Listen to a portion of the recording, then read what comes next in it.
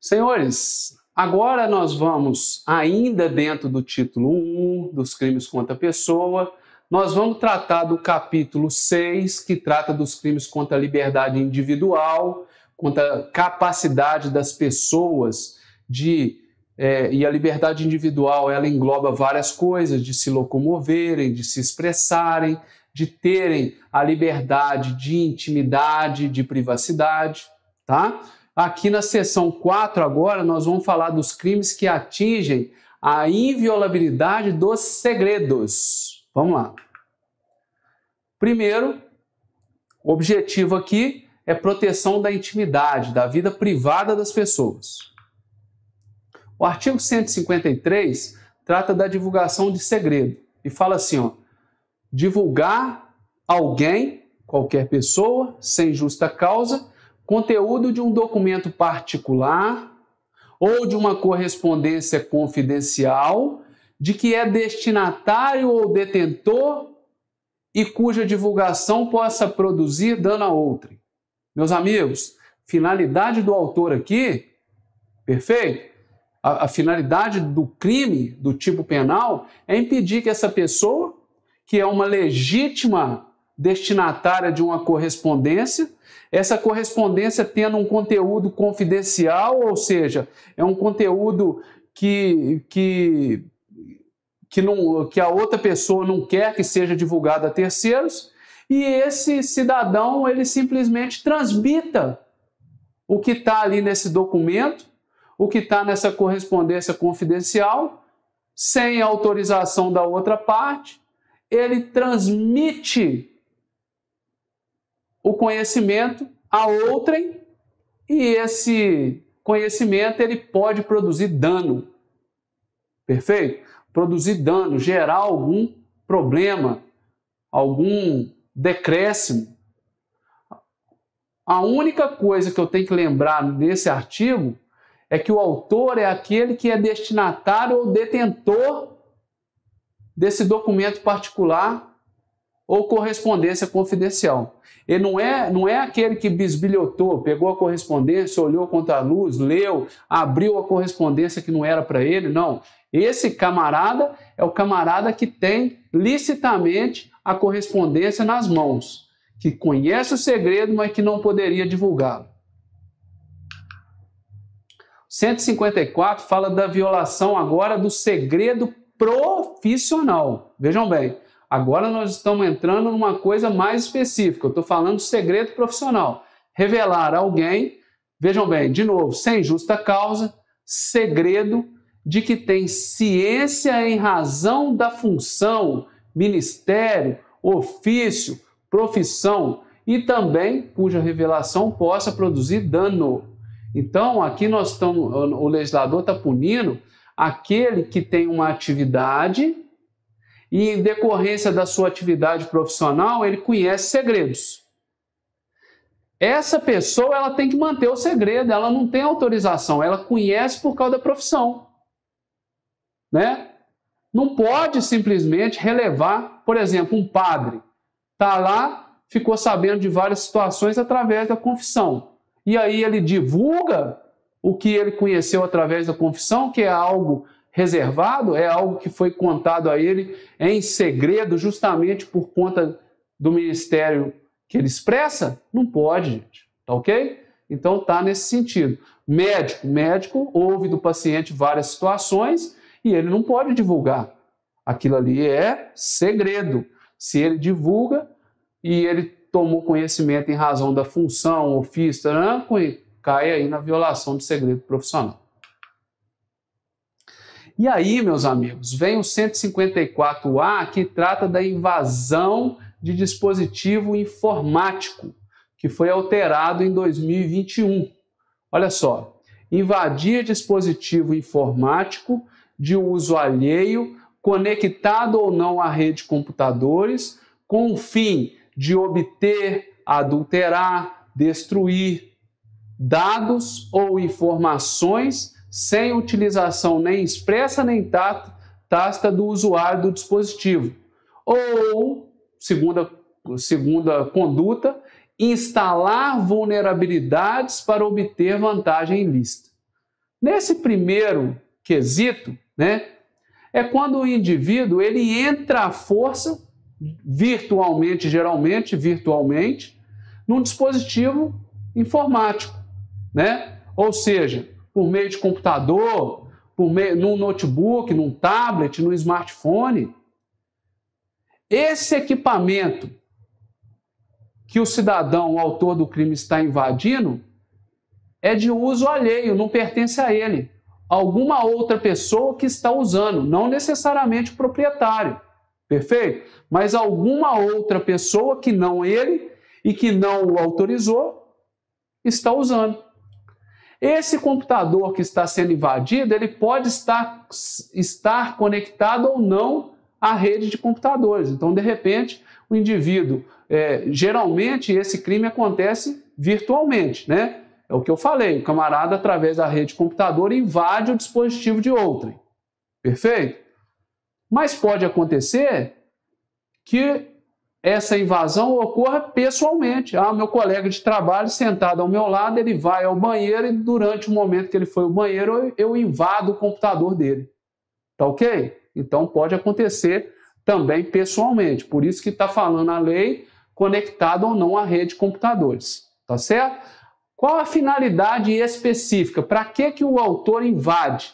Com o objetivo de obter, ou seja, ter acesso a algo, adulterar, mudar alguma coisa ali, ou destruir, né, eliminar dados, né, que são elementos ali trabalhados, ou informações, né, algum conhecimento relacionado a algum objeto, né, sem autorização de quem de direito. Ou seja, sem autorização de quem está usando o equipamento, não necessariamente o dono. Pode ser que aquele equipamento ele é da administração pública, por exemplo, e eu estou usando aquele equipamento. Não é meu, mas o uso né? Naquele momento é. Então, eu não autorizando, o cidadão não pode invadir ali. Perfeito? Então, a primeira parte seria essa aí. A segunda parte do artigo está falando ou instalar, né? Que preparar algo para funcionar, instalar vulnerabilidades. Então o cidadão vai lá e consegue instalar na máquina, né, um software mal intencionado. Perfeito? Para obter vantagem ilícita, que é um lucro. De repente ele instala um software no meu computador que vai me tirar, por exemplo, alguma vantagem de cunho financeiro. Vai tirar da minha conta bancária através da instalação desse software mal intencionado na minha máquina, ele vai conseguir acessar, inclusive, o meu banco. Tá ok? Reclusão de 1 a 4 anos. Crime é formal, né? A obtenção desse resultado almejado aí é desnecessário, perfeito? Para consumar o crime. Então, a partir do momento que ele invadiu, eu já tenho a consumação do crime, perfeito? Sujeito passivo do delito não precisa de ser o proprietário, como eu expliquei. Pode ser aquela pessoa que só está usando o dispositivo, perfeito? Então, a partir do momento que a pessoa está usando, né, por exemplo, um computador onde em uma determinada casa várias pessoas usam, se for violado, não é? Eu tenho uma vítima ali, que é aquela pessoa que estava com os dados, com o uso privado da máquina.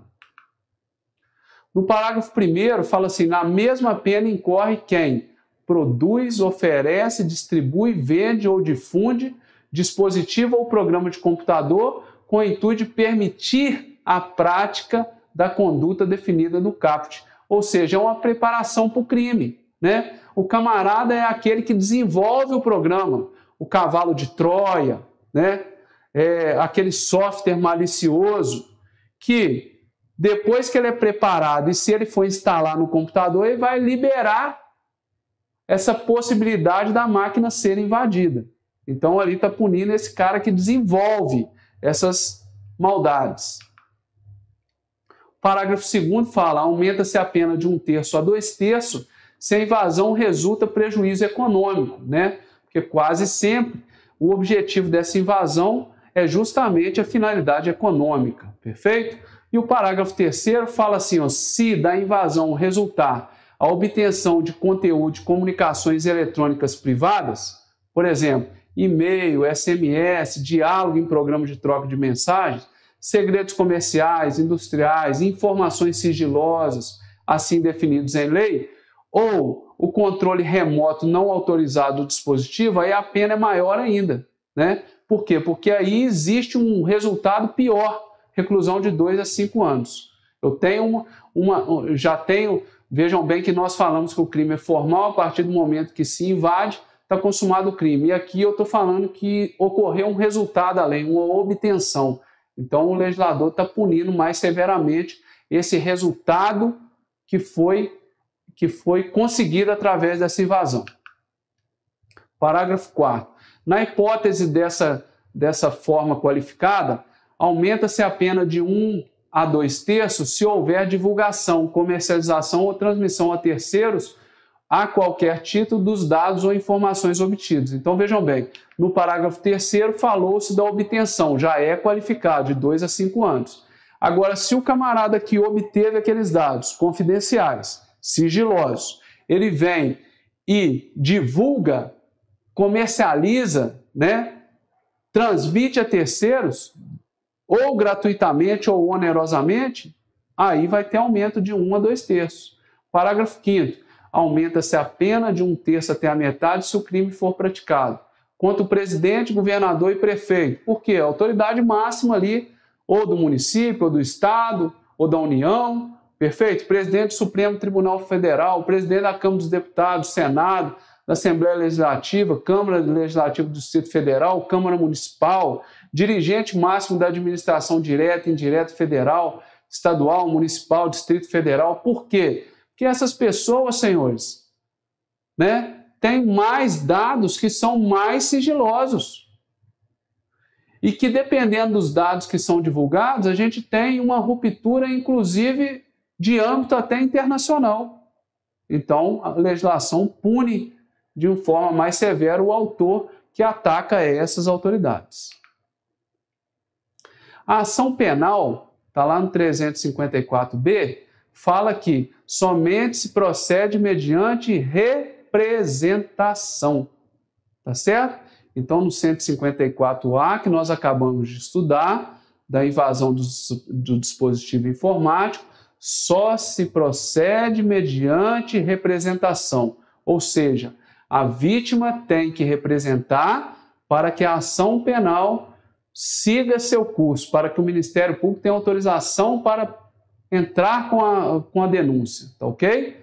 Aí vem a exceção. Então, a regra é a ação penal pública condicionada à representação. E a exceção? Se o crime for cometido contra a administração pública, direta ou indireta, de qualquer dos poderes da União, Estado, Distrito Federal, município, ou contra a empresa concessionária de serviço público. Então, nesses casos, o crime é de ação penal pública incondicionada.